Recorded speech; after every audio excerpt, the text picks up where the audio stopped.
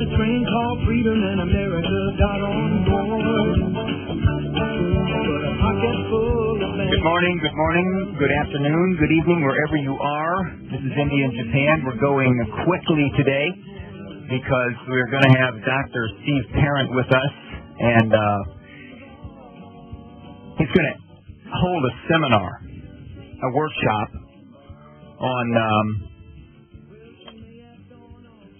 delegate acquisition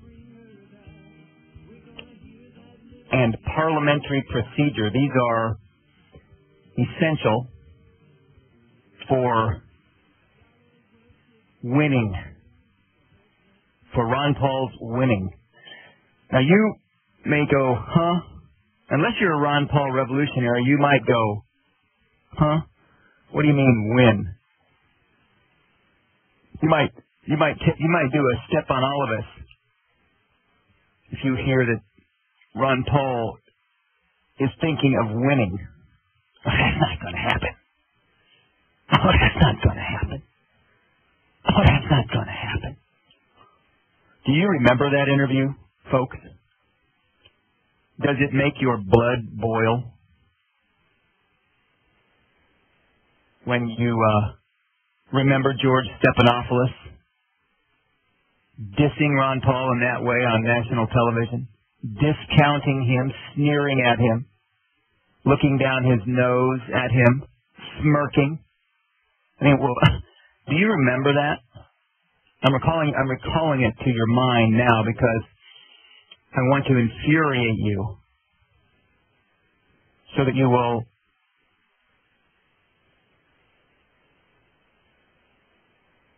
listen carefully today, because DrSteveParent is going to be with us.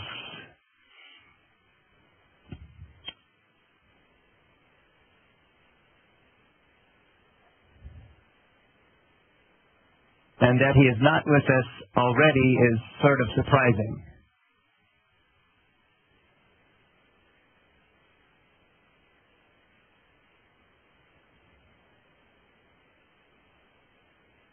And so, since he is not with us, I guess I'll do something else. Oh, mercy.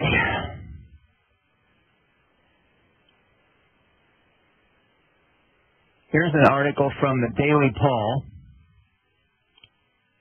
which says, "We can win. Keep this up. Extremely important. We are in the..." Okay, wrong line, Dr. Steve, but that's okay. We see over there. Hang on a minute. Good morning, sir. How are you? Good morning, Eddie. I tried the other one. It told me that number's not in service. Huh. Not in service? Yeah. Okay, well, we'll have to find out what's up with that. But anyway, I'm glad you're here. I jumped off early so you could have maximum time, so I'm turning it over to you. Okay, that's fine. Thank you, Andy. The first thing that I want to bring up, and I would hope that you would address too, Andy, because I've done several interviews on your show. And, there are a few dissenters out there, or dividers, or I don't know what their motives are. I don't know if they're good intentions or they're just misinformed or whatever it may be. But out of every show that I've done with you and many of the others, I have always encouraged every person to obtain their bylaws in their county and their state, to educate themselves on what can and can't be done in the legal process in their state. So the information that's been put out in my articles is basically general information because I cannot possibly cover every state. So for you dissenters out there, okay, it's just been said publicly, and this is what I've always encouraged from the beginning when I started this, and the goal is to get Dr. Paul elected. And if you're going to be a diversion or try to discourage, just get out of our way and let us do our work, which we're supposed to do as American people.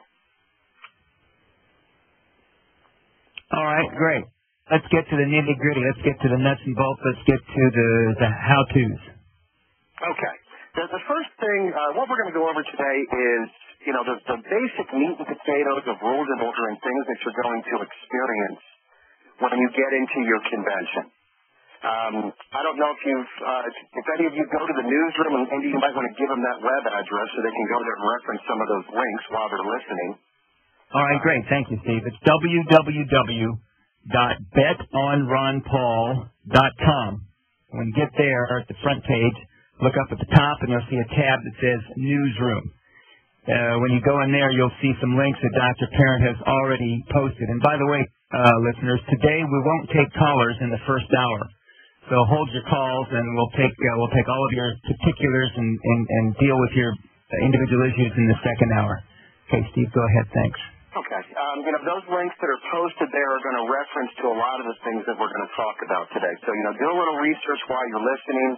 So when you do make calls in your second hour, you can ask some questions that we can address and hopefully clear up for you if you have any questions.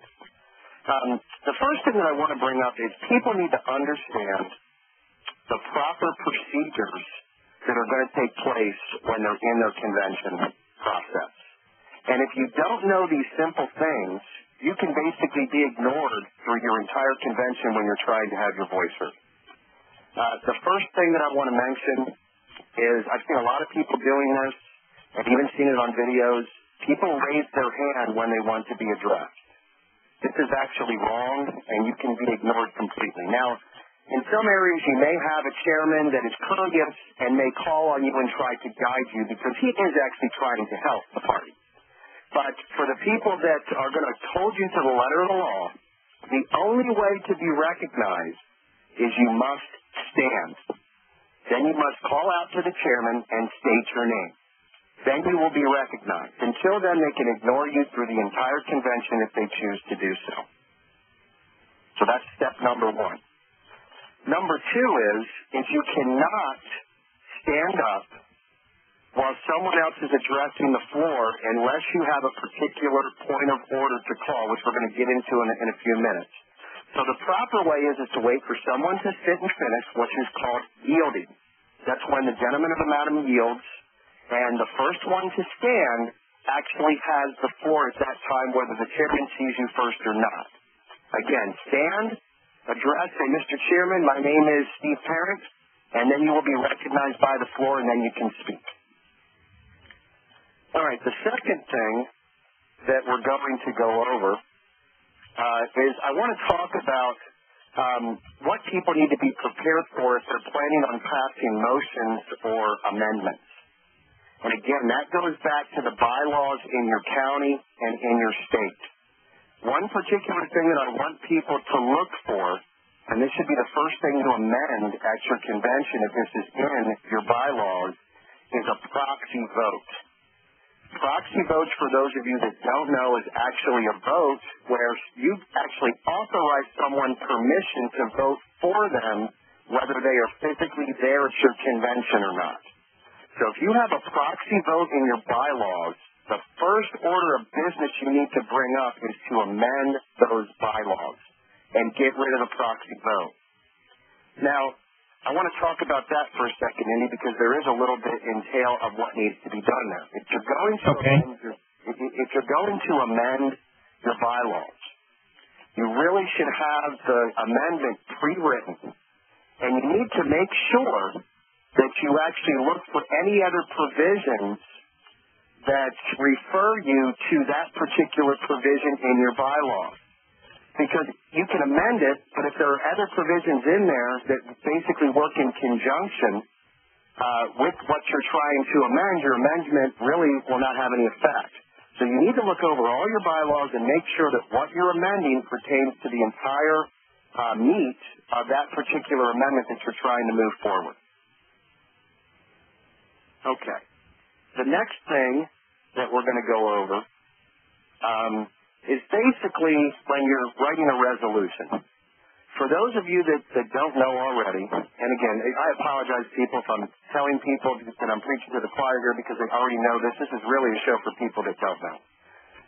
Your motions or your resolutions must be written.